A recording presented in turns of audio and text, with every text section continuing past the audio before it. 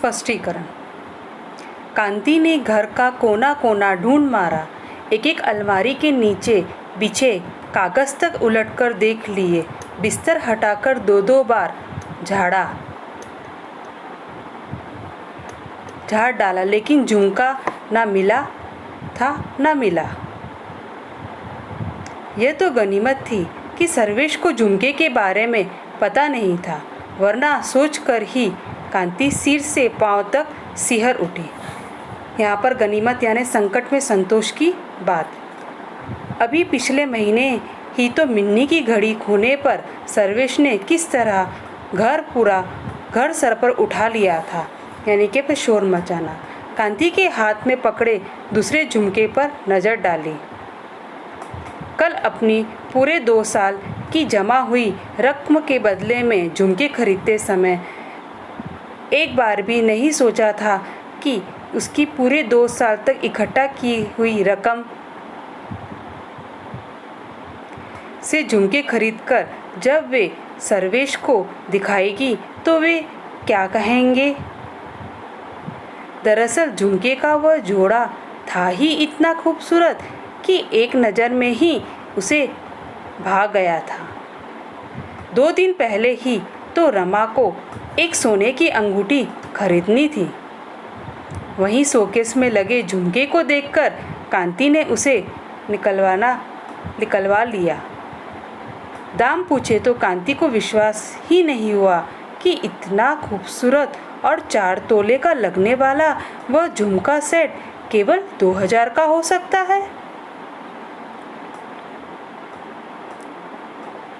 दुकानदार रमा का परिचित था, इसी वजह से उसने कांति की आग्रह पर न केवल उस झुमके सेट को शोकेस से अलग निकाल कर रख दिया, वरना यह भी वादा कर दिया कि वह 2 दिन तक इस सेट को बेचेगा भी नहीं। वादा यानी वचन देना। पहले तो कांति ने सोचा कि सर्विस से खरीदवाने का आग्रह करे, लेकिन मार्च का महीना और इनकम टैक्स के टेंशन से घिरे सर्विस से कुछ कहने की उसकी हिम्मत ही नहीं पड़ी। अपनी सारी जमा पूंजी इकट्ठा कर वह दूसरे ही दिन जाकर वह सेट खरीद लाई। अगले हफ्ते अपनी मैरिज एनिवर्सरी की पार्टी में पहनेगी, तभी सर्वेश को बताएगी। यह सोचकर उसने सर्वेश क्या घर के किसी को भी कुछ नहीं बताया। आज सुबह रमा के आने पर जब कांति ने उसे झुमके दिखाए तो अरे, इसमें बगल वाला मोती तो टूटा हुआ है, कहकर रमा ने झुमके के एक टूटे मोती की तरफ इशारा किया तो उसने भी ध्यान दिया। अभी चलकर ठीक करा ले तो बिना किसी अतिरिक्त राशि लिए ठीक हो जाएगा, वरना बाद में वह सुनार माने या ना माने। ऐसा सोचकर वह तुरंत ही रमा के साथ रिक्शा करके सुनार के यहाँ चली गई और सुनार ने भी अरे बहन जी, यह तो मामूली सी बात है, अभी ठीक हुई जाती है, कहकर आधे घंटे में ही झुमका ने केवल ठीक कर दिया। आगे भी कोई छोटी मोटी खराबी हो तो निसंकोच अपनी ही दुकान समझकर आ जाएगा, कहकर उसे तसल्ली दी, यानी तसल्लीकार धीरज। घर आकर कांति ने झुमके का पैकेट मेज पर रख दिया और घर के कामकाज में लग गई। अब कामकाज निपटाकर जब कांति ने पैकेट को अलमारी में रखने के लिए उठाया तो उसमें एक ही झुमका नजर आ रहा था। दूसरा झुमका कहाँ गया, यह कांति समझ ही नहीं पा रही थी। सुनार के यहाँ से तो दोनों झुमके लाई थी, इतना कांति को याद था। खाना खाकर दोपहर की नींद लेने के लिए कांति जब बिस्तर पर लेटी तो बहुत देर तक उसकी बंद आंखों के सामने झुमका ही घूमता रहा। बड़ी मुश्किल से आंखें लगी तो आधे घंटे बाद ही तेज तेज बजती दरवाजों की घंटी ने उसे उठने पर मजबूर कर दिया। कमलाबाई ही होगी। सोचते ही उसने, बहू जी आज जरा देर हो गई है, लड़की 2 महीने से यहीं है, उसकी लड़की की तबीयत जरा खराब है, सो डॉक्टर को दिखाकर आ रही हूँ। कमलाबाई ने एक ही सांस में अपनी सफाई दे डाली और बर्तन मांजने बैठ गई।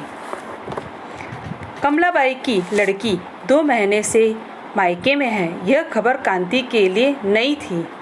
क्यों? उसका घरवाला तो कहीं ट्रांसपोर्ट कंपनी में नौकरी करता है ना? कांति ने पूछे बिना रहा ना गया। हाँ बहू जी, जब से उसकी नौकरी पक्की हुई है तब से उन लोगों की आंखें फट गई है, इनकी चकित हो जाना। कहते हैं तेरी माँ ने 2-4 गहने भी नहीं दिए हैं। अब तुम ही बताओ बहू जी, चौका बासन करके मैं आखिर कितना करूं? बेटिया के बापू होते तो बात थी, बस इसी बात पर बिटिया को लेने नहीं आए। कमलाबाई ने बर्तनों की झाबिया में रखकर भर आई आंखों की कोरों की कहानी से पोंछ डाला। सहानुभूति के 2-4 शब्द कहकर और अपनी इस महीने की पगार लेती जाना कहकर कांति ऊपर छत से सूखे हुए कपड़े उठाने चली गई। कपड़े समेटकर जब कांति नीचे आई तो कमलाबाई बर्तन किचन में रखकर जाने को तैयार खड़ी हुई। लो ये 200 रुपये ले जाओ और ज़रूरत पड़े तो मांग लेना, कहकर कांति ने पर्स से 100 के 2 नोट निकालकर कमलाबाई के हाथ पर रख दिए। नोट अपने पल्लू में बांधकर कमलाबाई दरवाजे पर पहुंची ही थी कि न जाने क्या सोचती हुई वह फिर वापस लौट आई। यह क्या बात है कमलाबाई? उसे वापस लौट आते देख कांति चौंकी। बहूजी आज दोपहर मैं जब बाजार से रस्तोगी साहब के घर काम करने जा रही थी तो रास्ते में एक सड़क पर पड़ा मिला। कम से कम 2 तोले का तो होगा झुमका। बहूजी मैं कहीं बेचने जाऊंगी तो कोई समझेगा कि चोरी का है।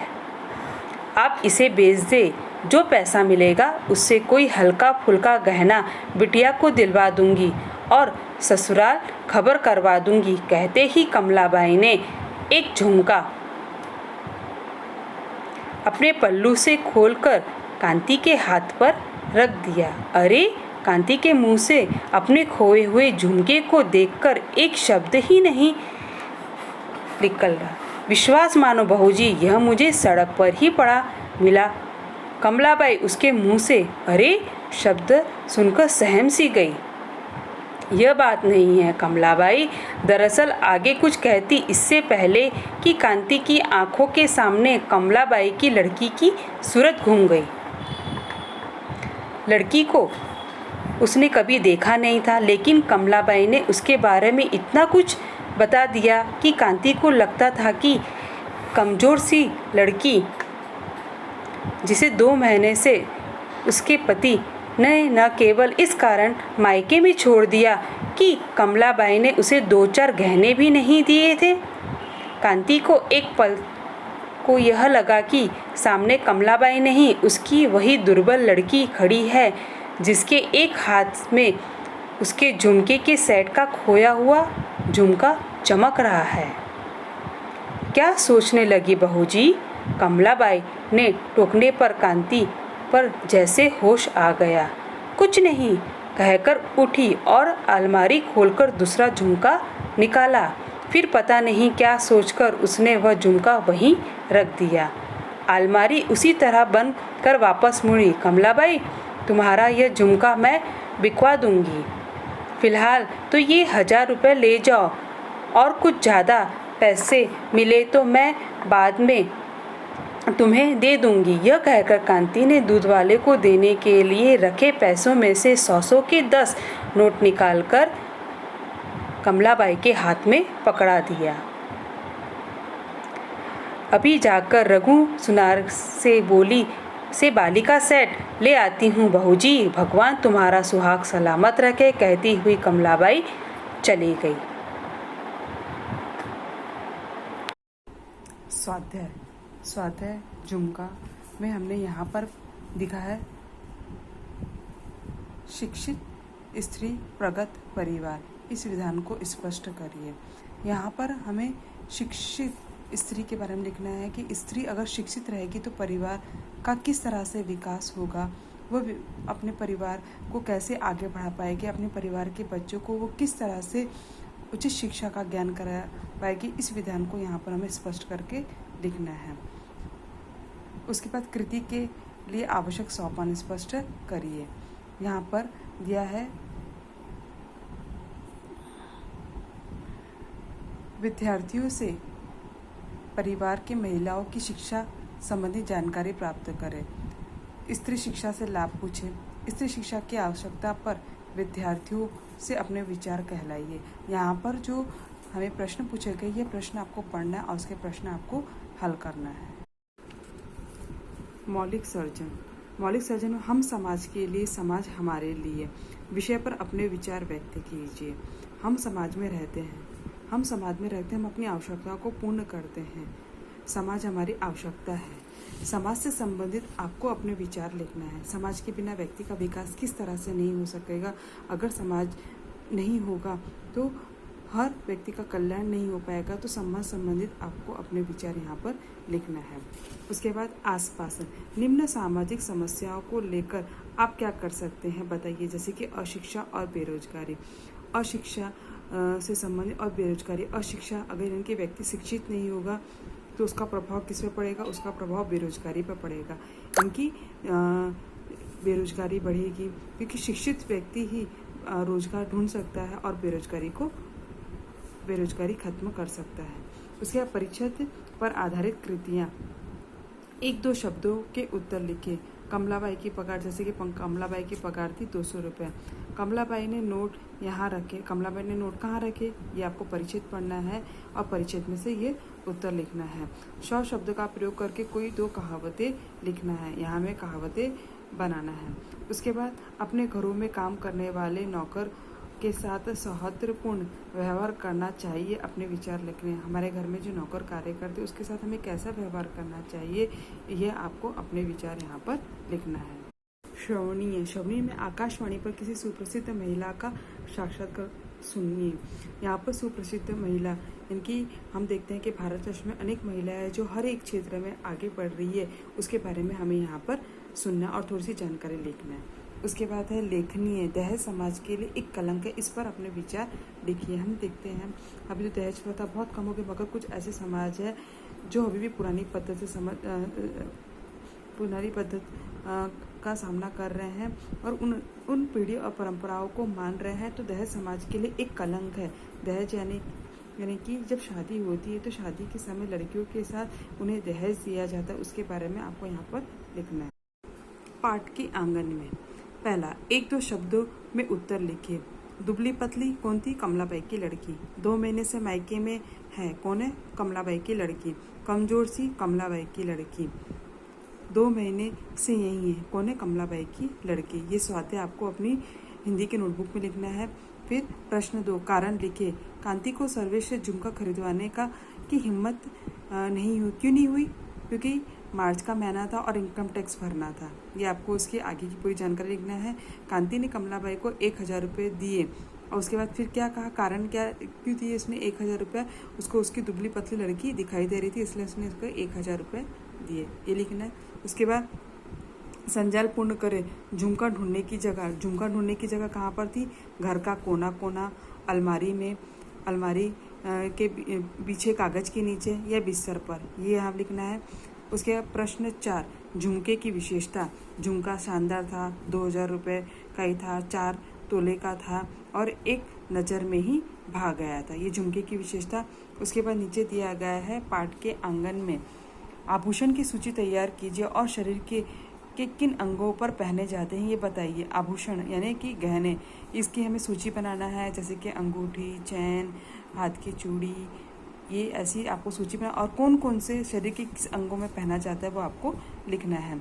रेखांकित शब्दों के विलोम शब्द लिखकर नए वाक्य तैयार करिए। अब यहाँ पर विलोम शब्द यानी कि विरोधार्थी शब्द, जैसे कांति को कमला पर विश्वास था, तो यहाँ पर विश्वास का हम विलोम शब्द करेंगे तो क्या होगा, अविश्वास। तो यहाँ वाक्य फिर से कांति को कमला पर अविश्वास था। उसी प्रकार यहाँ पर बड़ी मुश्किल से उसकी आंखें लगी। मुश्किल यानी क्या रहता है, मुश्किल यानी कठिन। मुश्किल का हमको यहाँ पर विरोधार्थी सरल, यानी कि मुश्किल का विरोधार्थी सरल क्या हो जाएगा, सरल। तो यहाँ पर इस तरह से हमको बाकी ऐसे परिचित का अपरिचित, व्यय का आय, यहाँ से हमें ये पूरा सूर्योदय का सूर्यास्त, ऐसे हमें यहाँ पर विलोम शब्द करके ऐसे हमें वाक्य तैयार करना है। उसके बाद रचना बोध में आपने इस कहानी से क्या सीखा, इस कहानी में आपको क्या सीख मिली, ये आप यहाँ पर आपको यहाँ जानकारी लिखना है कि एक पढ़ी हुई लड़की समझदार होने पर भी स्वयं का झुमका खो जाने के बाद भी उसने वह दुबली पतली लड़की को ही याद किया और उसने यह सोचा कि वह लड़की अपने ससुराल में 2-3 गहना लेके नहीं है, उसके पति ने उसको छोड़ दिया। तो इसको आप कहानी से आपको क्या सीख मिल रही है, आपको यहाँ पर वो लिखना है।